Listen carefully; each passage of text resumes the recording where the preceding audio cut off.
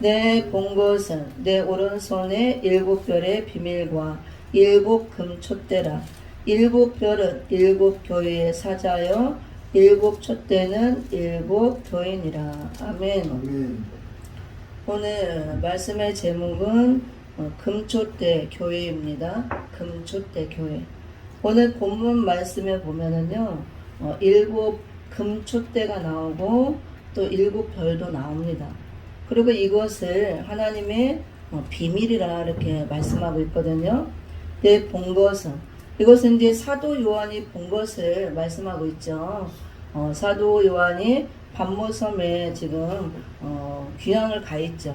이렇게 죄수의 몸으로 이렇게 귀향 가 있는 상태에서 예수님이 찾아오셨죠. 그 앞에 쭉 보면은 예수님께서 나팔 같은 큰 음성으로 들려주시고 재림주, 이 엄미하신 심판주의 모습으로 오셨잖아요. 그래서 사도 요한을 찾아오시고 여러 가지를 또 보여주시고 말씀하십니다. 그러면서 20절에 내 본 것, 그는 사도 요한에게 무언가 보여준 것이 있다는 거죠. 물론 이제 계시록 전체가 다 보여진 거죠. 보여진 건데 특별히 그 중에서도 본 거, 그러면서 그것이 뭐냐, 오른손의 일곱 별의 비밀과 일곱 금촛대의 비밀을 보여줬다고 말씀하고 있습니다.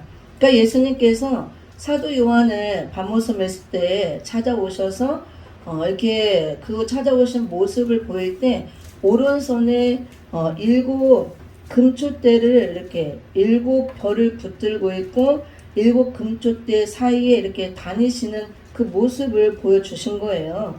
그래서 지금 네가 본 거, 내 오른손에 일곱 별을 붙들고 있고 또 일곱 금촛대 사이에 그 다니시는 이걸 본 걸 비밀이라 이렇게 말씀하고 있습니다. 20절 제가 한번 다시 읽어볼게요. 내 본 것은 사도 요한이 본 것입니다. 무엇을 보았느냐? 오른손에 일곱 별을 붙들고 있는 그 모습, 일곱 별의 비밀이라 그랬어요. 일곱 금촛대, 일곱 별은 일곱 교회의 사자여 일곱 촛대는 일곱 교인이라 이렇게 말씀하고 있죠. 그래서 오늘 본문 말씀을 중심으로 말씀의 제목을 금촛대 교회로 이렇게 정해봤습니다. 여기 분명히 일곱 촛대는 금촛대를 말하는데 일곱 교회라고 그랬습니다. 그래서 오늘 계시록 1장 20절에서 사도 요한에게 마지막 때에 교회의 비밀과 주의 종들에 대한 비밀을 보여주신 내용이에요. 비밀이라는 것은 아무도 모르게 감춰놓은 걸 비밀이라고 그러죠. 그리고 특별한 누구에게만 은밀하게 알려주는 걸 비밀이라고 합니다. 그러면 이 계시록 말씀은 말세의 진말에 재림의 주님이 올 때 임박할 때 열어서 교회들에게 주실 말씀이기 때문에 물론 사도 요한 당시에도 핍박받고 고난 중에 있는 아시아 일곱 교회의 편지로 기록해서 보내라, 그 말씀과 같이 보내줬고, 그렇지만 그 일곱 교회는 그 시대에도 해당되는 말씀, 그 시대에도 주시는 말씀이었지만 이 2장 3장에 나오는 일곱 교회는 말세를 만난 전세계 교회를 예표로 보여주는 것입니다. 그래서 우리 시대에 우리 교회들에게 주시는 말씀인 걸 알아야 돼요. 그래서 비밀은 마지막 때 주님이 올 때 임박할 때 교회들이 어떤 형편과 어떤 모습으로 나올 것인가, 그 다음에 주의 종들이 어떻게 돼 있고 주의 종들이 어떤 모습으로 돼 있는가, 어떻게 사명을 하는가, 이것들이 마지막 때 주의 종과 교회에 대한 그 비밀을 보여주고 기록했다, 그 말씀이에요. 그래서 오늘 별은 이제 계시록에 강과 물샘에 떨어진 별도 나오고 하늘에서 땅에 떨어진 별도 나옵니다. 별은 여기 이제 나오잖아요. 일곱 별은 일곱 교회 사자예요. 그래서 주의 종을 의미하기도 하고 지도자를 의미합니다. 우리가 이제 군대에서도 별은 최고 높은 지도자잖아요. 그 지도자를 의미합니다. 주의 종을 의미하기도 하고, 이런 세상적인 지도자도 별이라고 할 수가 있고, 교회의 주의 종들도 다 별이라고 그러잖아요. 그래서 말세가 되면 수많은 주의 종들이 있지만 이 주의 종들에 대한 비밀이 있다는 거. 비밀이니까 이건 열어줘서 이 해석을 알려줘야만 알 수가 있는 겁니다. 성령의 감동으로. 그 다음에 말세 교회에 비밀이 있다는 거. 도대체 무슨 비밀이냐? 우리가 이 한 절만 갖고는 다 알 수가 없고 선지서 예언과 짝을 맞춰서 계시록을 풀어볼 때 다른 곳에 다 이것들이 나옵니다. 교회에 대한 비밀, 주의 종들에 대한 비밀. 그래서 주님이 올 때가 임박할 때 마지막 때가 되면 예수님의 십자가 은혜로 세워준 수많은 교회들이 다 주님께 합당한 교회가 아니고 재림의 주님이 올 때 다 신부가 되어서 들림받을 교회가 아니고 들림받을 종과 성도들이 아니라는 걸 보여주는 것입니다. 그래서 두 종류로 갈라지는 걸 보여주는 거예요. 비밀로. 계시록을 이제 우리가 연구를 하고 이렇게 깨달으면 그래서 주의 종들에게도 비밀이 있고 교회에도 비밀이 있다는 거예요. 그러면 주의 종들은 어떤 비밀이 있느냐?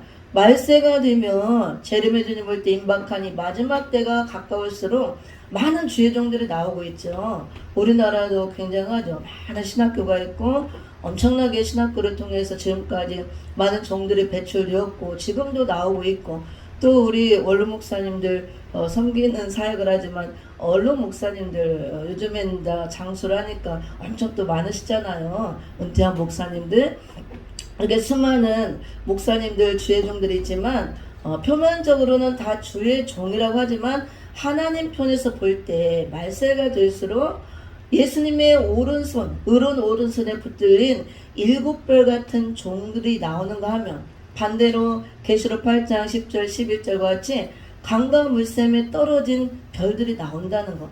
두 종류로 주의 종들이 별들이 갈라지는 게 비밀로 보여졌다는 거예요. 그래서 예수님의 의로운 오른손에 붙들린 7별 같은 종들이 되어야 붙들린 이 별들이 되어야 마지막 때 그 종에 생명이 있고 생수를 내서 살리는 종들이라는 것입니다. 빛을 발해서. 근데 반대로 떨어지는 별들이 나온다 그랬어요. 떨어지는 별은 말 그대로 별은 떨어지면 별이 아니에요. 별 볼 일 없는 거죠. 별은 하늘에 붙어서 빛을 내는 사명을 해야 별의 역할을 하는 것입니다. 근데 별이 땅에 떨어졌다가 나와요. 강과 물샘에 떨어졌다가 나오고 떨어지고 나니까 더 이상 별도 아니래요. 이름이 바뀌어서 쑥이라고 불러요. 하나님이. 그래서 떨어진 쑥별. 그래서 그 쑥을 강과 물샘에 담그니 물들의 3분의 1이 다 쑥물이 되어서 많은 사람들이 죽더라. 계시록 8장 10절 11절에 나옵니다. 그게 이제 떨어진 별들. 떨어졌다는 의미가 무엇이냐? 진리에서 탈선한 종들. 그래서 성령의 은혜가 끊어진 종들. 더 이상 성령의 역사가 나타나지 않는 종들이에요. 그래서 성령께서 붙들지 않고 역사가 없고 이 말씀을 전해도 그 말씀에서 생명이 나가지 않고 빛이 없기 때문에 생수가 아니고 쑥물을 내기 때문에 그걸 먹고 사람들이 사는 게 아니고 죽는다 그럽니다. 영적으로 병들고 이게 떨어진 별들. 이게 두 종류로 주의 종들도 나누어진다는 게 별들에 대한 비밀이에요. 그래서 이런 것들은 나중에 전하도록 하고 오늘 또 교회에도 비밀이 있다는 것은 주의 종이 두 종류로 예수님의 오른손에 붙들려서 생수를 내고 빛을 내서 살리는 종이 있는가 하면 떨어져서 쑥물 내고 빛을 잃고 흑암에 잠겨서 이렇게 흑암을 일으키면서 많은 죽이는 종들 그 종들이 결과적으로 이제 거짓 선지자가 되는 겁니다. 이런 종들이 나온다는 거. 이게 별의 비밀이고 교회의 비밀은 무엇이냐? 그러면 주의 종들도 둘로 갈라지듯이 교회도 주님이 올 때 재림이 임박할 때 두 종류의 교회로 갈라진다는 게 비밀이에요. 어떻게 갈라지느냐? 계시록에 상세히 나와 있습니다. 어렵진 않아요. 우리가 계시록을 몰라서 그렇죠. 주님 올 때 다 거룩한 신부가 되어서 들림받고 알곡으로 추소돼서 천년왕국에 들어갈 곳간에 들어갈 주님이 올 때 재림주를 영접할 이 구원받을 교회가 있는가 하면 반대로 음력교회가 되어서 버림받을 교회가 나온다는 것이 비밀이에요. 그래서 계시록 우리가 또 17장에 보면 음력교회의 모습을 보이고 있고 12장 1절에 보면은 해를 옷 입은 여자 진리의 말씀으로 무장해서 신령한 영적 교회를 주님 올 때 구원받을 교회가 있는가 하면 이게 붉은 옷과 자줏빛 옷을 입고 음녀가 되어서 13장 같은 수정통치 시대에 던져져서 짓밟히고 버림받을 교회가 나온다는 것이 비밀입니다. 그래서 오늘 금초 때 교회라고 제목을 줬는데요. 금초 때가 나왔죠. 금초 때는 7교회라 그랬잖아요. 그럼 마지막 때 우리가 어떤 교회가 돼야 구원을 받을 수 있는가?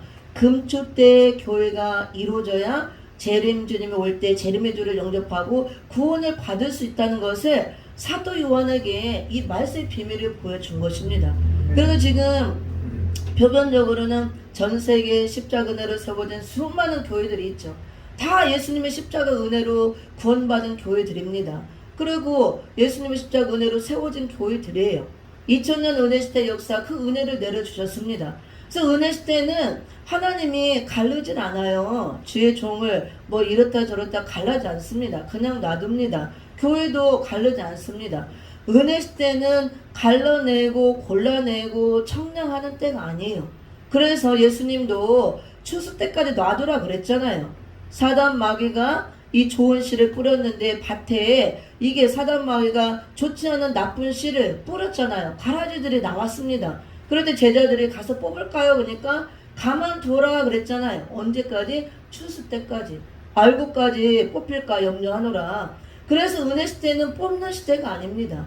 근데 이단도 뽑아내지 않아요. 하나님이 놔두는 거예요. 심판 때까지. 하나님 허락하에 같이 자라도록 놔뒀기 때문에 교회라는 한밭에 이 알곡의 씨도 뿌려지고 좋은 씨도 뿌려지고 사단이 뿌려놓는 가라지 씨도 뿌려져서 이렇게 곡식과 가라지가 같이 섞여서 자라게 놔둡니다. 은혜 시대는.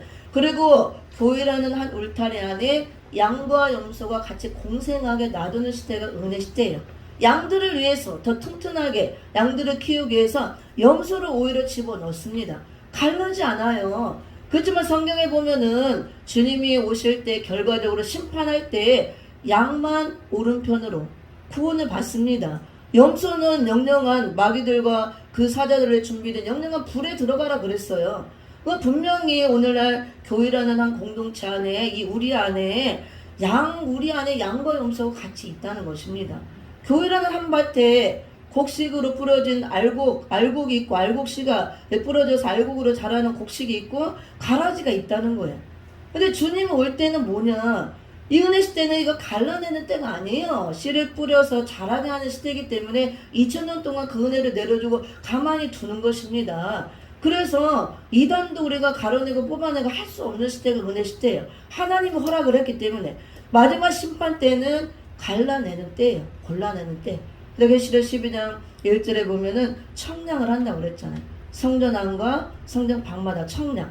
청량하는 것은 이제 다림줄과 같은 마지막 때 기준이 되는 시대 중에 말씀의 다림줄을 딱 띄어서 올바로 되었느냐, 기준이 틀어졌느냐, 이걸 재서 청량을 해본다고 합니다.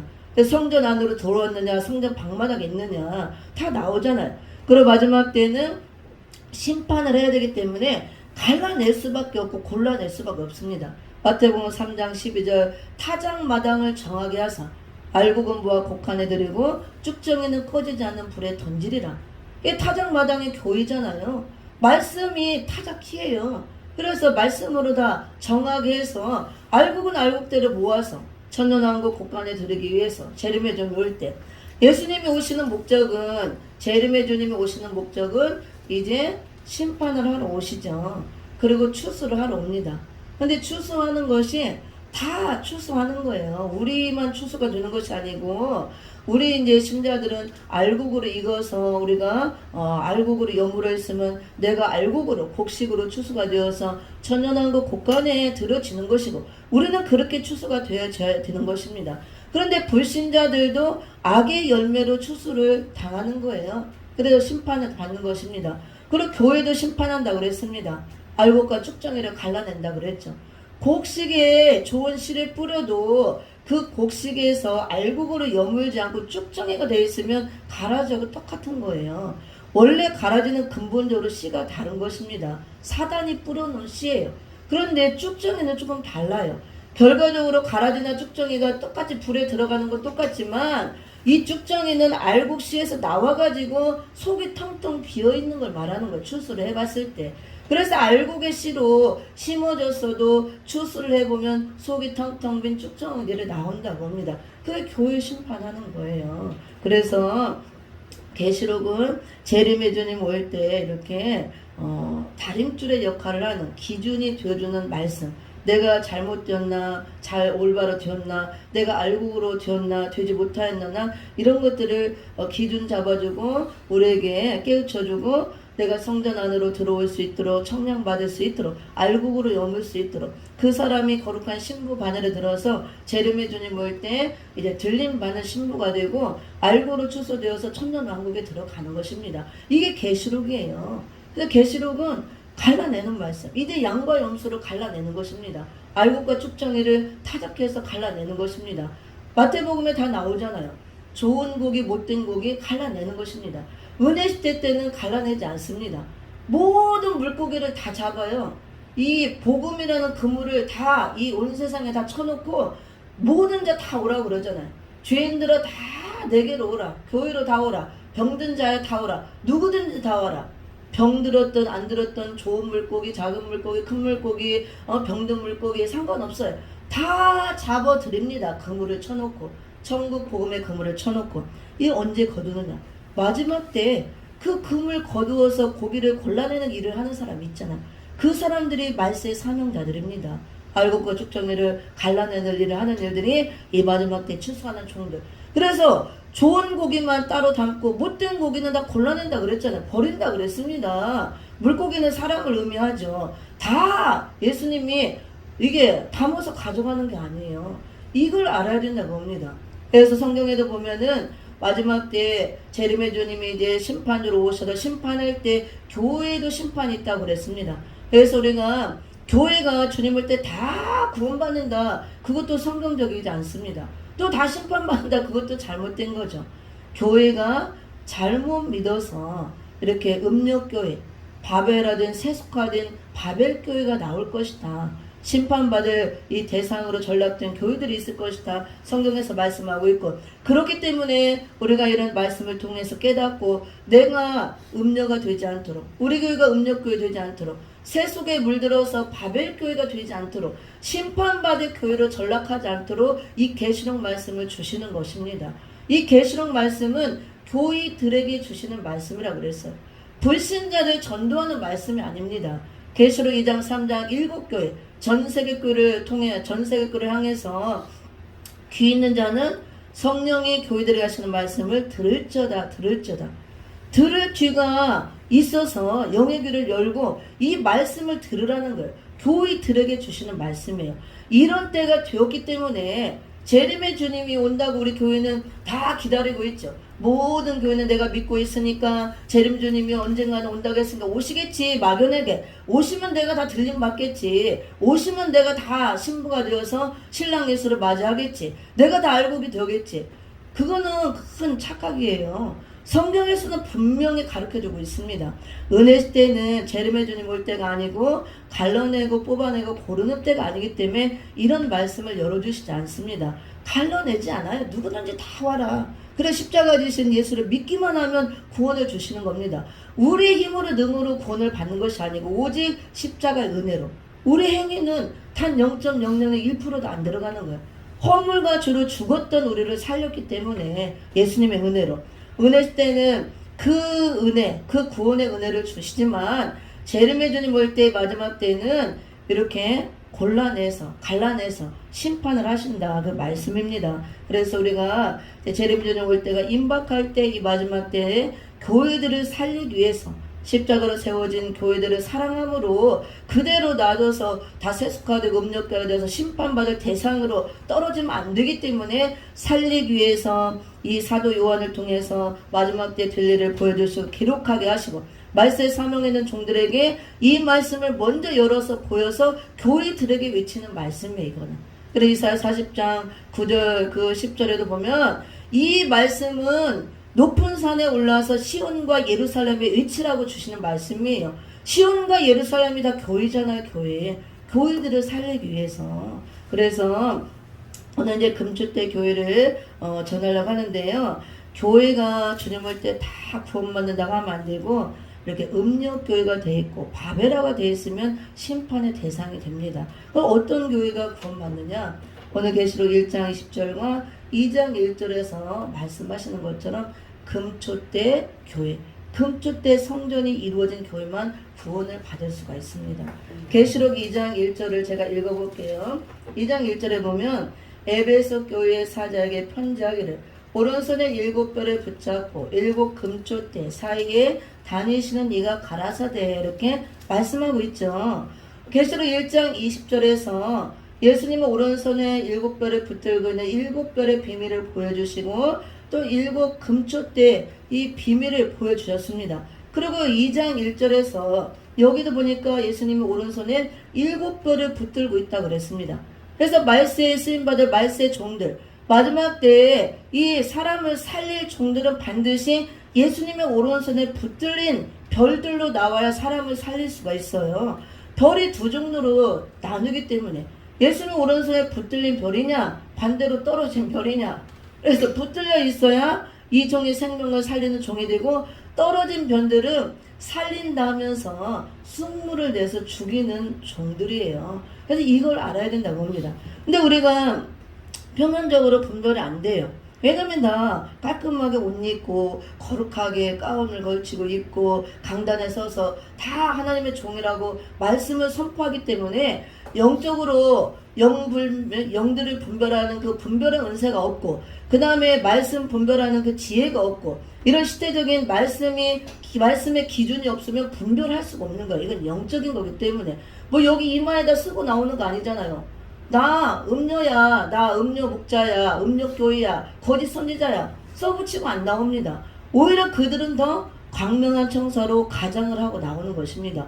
더 거룩해 보이고 더 아름답게 보이고 더 능력 있게 보이고 더 멋지게 보이는 거예요.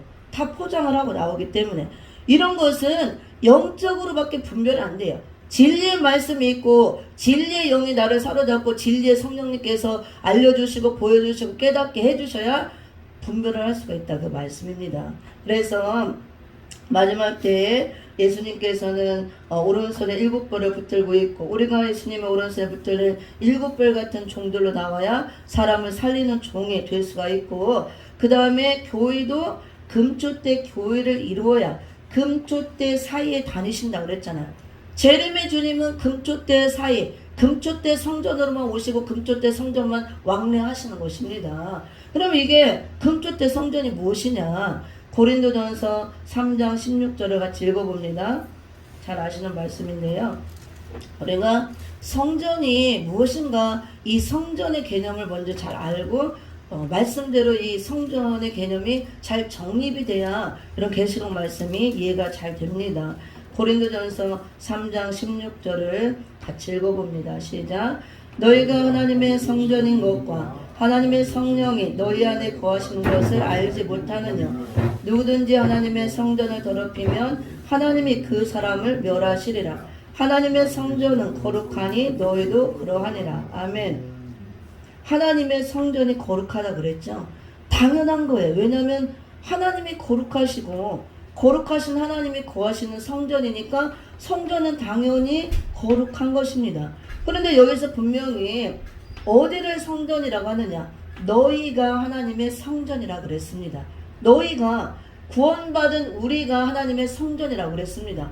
우리가 예수님의 십자가 은혜로 이렇게 죄사함받고 거듭났죠. 중생이 되었으면 성령 하나님 우리 심령 안에 오시잖아요. 그러면 삼위일체 하나님이시기 때문에 성령은 진리의 영이에요. 그리스도의 영입니다. 그래서 말씀과 성령은 같은 것입니다. 그래서 성령님은 말씀 없이 역사를 하지 않으셔요. 말씀 없이 하는 것들은 잘못될 경우가 많습니다. 말씀과 성령은 진리의 영이고 그리스도의 영이고 같은 것이기 때문에 그래서 성령으로 거듭났으면 성령 하나님이 내 안에 계시기 때문에 이 성령 하나님이 계시는 우리의 마음이 이제 성전이라 그 말씀이에요. 우리의 심령 안, 이 마음 안이 성령 하나님 계시는 성전. 그래서 성령이 너희 안에 거하시는 것을 알지 못하느냐. 성령이 우리 마음 안에 있으므로 우리 마음이 성전이라고 합니다. 그래서 우리가 거듭났으면 이 심령 성전이 아름답게 이루어져야 되는 거죠. 그래서 성전을 더럽히지 말라 그랬죠. 더럽히면 하나님이 멸하신다 그랬습니다. 그러면 우리가 성전하면 오늘날 기독교에서 이제 요즘에는 많이 말씀이 깊이 열어져서 많은 목사님들이 바르게 또 영적인 말씀을 전하고 하시지만 그래도 아직도 성도들이 성전 개념을 잘못 알고 있는 성도들이 너무 많습니다. 성전하면 큰 건물 성전, 보이는 유형 성전, 이 유형 성전만 성전으로 생각합니다. 그래서 간판이 달아있고 이게 건물, 여기는 간판도 없죠. 생명과 평화교회 조그만데 큰 교회들 얼마나 아름답게 지어놨습니까? 화려하게 궁궐처럼. 그런 성전을 비하시켜서 말씀하는 게 아니고 그 껍데기가 성전이 아니고, 물론 거기도 성전이에요. 이름을 달아놨으니까 무슨 교회 무슨 교회에 달아놨기 때문에. 그리고 중요한 것은 그 건물이 중요한 것이 아니고, 건물을 잘 지어놨다가 하나님이 거기 거하시는 게 아니고, 중요한 것은 구원받은 우리들, 우리 한 사람 한 사람 개개인이 구원받음으로 우리가 성전이라고 그랬잖아요. 성전된 하나님의 자녀들이 모여서 예배를 드리기 때문에 그 성전이 중요한 것입니다. 우리 예배를 받으시기 위해서 하나님이 거기 임재하시는 것이지, 건물을 아무리 화려하게 잘 지어놨어도 거기에 구원받은 하나님의 백성들 자녀들이 하나도 없이 텅텅 비어있으면 하나님이 거기 거하실 수도 없고 아무 의미가 없는 거예요. 건물 안에 하나님 왜 계세요? 하나님은 이 만물 안에 신성이 다 깃들어 있고 어디에도 하나님이 다 계시는 분인데 건물 안에 갇혀 있는 분이 아니에요. 근데 이런 것들을 잘못 가르쳐 왔기 때문에 성도들이 잘못 알고 있는 것이 여기 성전 안에만 들어오면 하나님이 여기 계셔. 그러니까 여기서 잘못하면 큰일 나. 강단에도 항상 깨끗하게 함부로 올라가면 안 되고 막 벌벌벌 하죠. 그렇다고 막 함부로 하라는 것이 아니고 구별된 것이기 때문에 깨끗하게 하고 아름답게 하고 우리가 잘해야 되는 건 당연해요.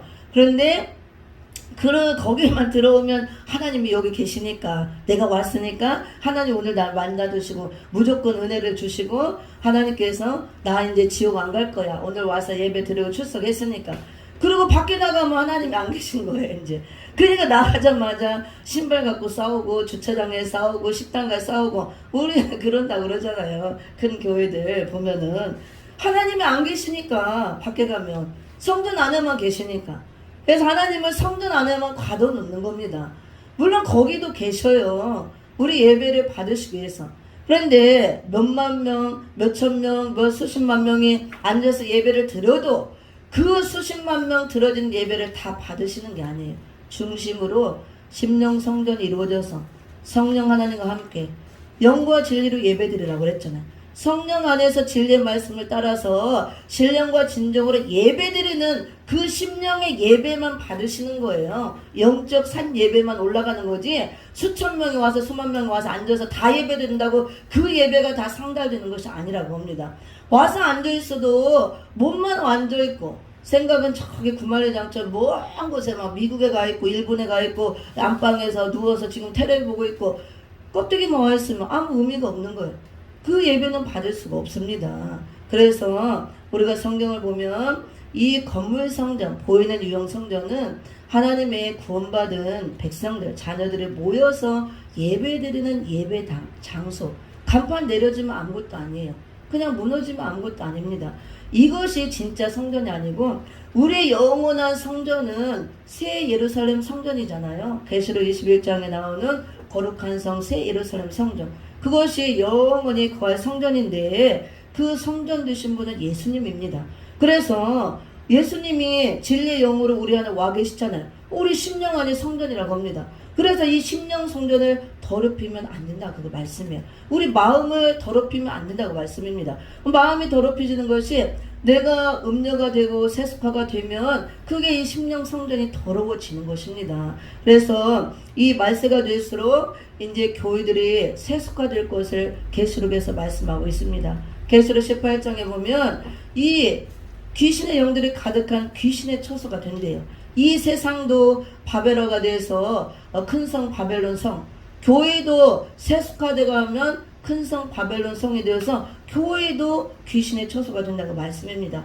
우리 심령 안에 세상 것이 가득 들어와서 세속이 꽉 차 있으므로 바벨 성전이 되고, 성전이 더럽혀져서 우리 심령 성전들이 바벨 성전, 음력 교회가 된다 그거예요. 그 심판받는다 겁니다. 그래서 말세가 될수록 이렇게 되기 때문에 우리가 어떤 성전을 이루고 있어야 재림의 주님을 영접하고 재림의 주님을 또 이렇게 주님이 왕래하시는가? 오늘 계시록 1장 20절에서 이 비밀을 보여줬다고 합니다. 사도 요한에게. 그리고 계시록 2장 1절에서 분명하게 말씀하고 있죠. 주의 종은 예수님 오른손에 붙들린 7별 같은 종으로 나와 있어야 마지막 때에 쓰임받고 생명을 살리는 종이 되는 것이고, 속물 내지 않고 생수를 내는 종이 되고, 교회는 7 금초대 성전이 이루어져 있어야 그 사람이 거룩한 신부로 구별이 되어서 재림의 주를 영접할 수가 있고, 그 다음에 금초대 사이에 다니신다고 그랬잖아요.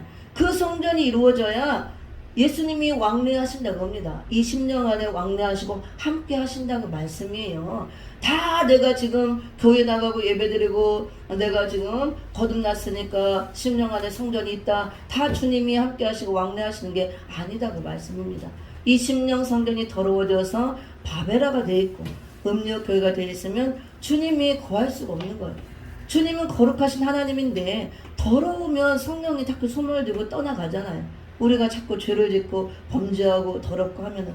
그래서 우리의 마지막 때는 재림의 주를 영접하기 위해서 먼저 내 심령 성전을 깨끗하게 하고 성전을 완성을 해야 성전 되신 신랑 예수님이 오시는 거예요. 신부를 데리러 결혼하러 오신다고 합니다. 우리가 최종적으로 실제로 공중재림의 사건이 있지만 이 마지막 때 진리의 말씀을 통해서, 이런 시대적인 말씀을 통해서 내 심령 성전을 거룩하게 깨끗하게 아름답게 금초대 성전으로 지어서 완성을 해야 재림의 주님이 임하고 이 금초대 사이 심령 성전에 거하시고 왕래를 하신다, 그 말씀입니다. 그럼 금초대 성전은 어떤 성전이냐면요, 간단하게 그것만 하고 마치도록 하겠습니다. 금초대, 금은 믿음을 상징합니다. 정금 같은 믿음. 그래서 우리 심령 성전을 지을 때 말씀으로 지지만 믿음으로 이 심령의 성전을 지어야 된다고 합니다. 어떤 믿음? 정금 같은 믿음. 순금으로 심령 성전을 믿음으로 견고하게 져야 재림의 주님 올 때 이 마지막 때 우리 심령 성전이 부패하고 타락하지 않고 변질되지 않는다고 봐요. 순금은 변질이 안 되잖아요. 욥기서 23장 10절에도 내가 정금같이 나오리라. 내가 나를 단련하신 후에는. 그래도 우리가 고난받는 거 감사해야 돼요.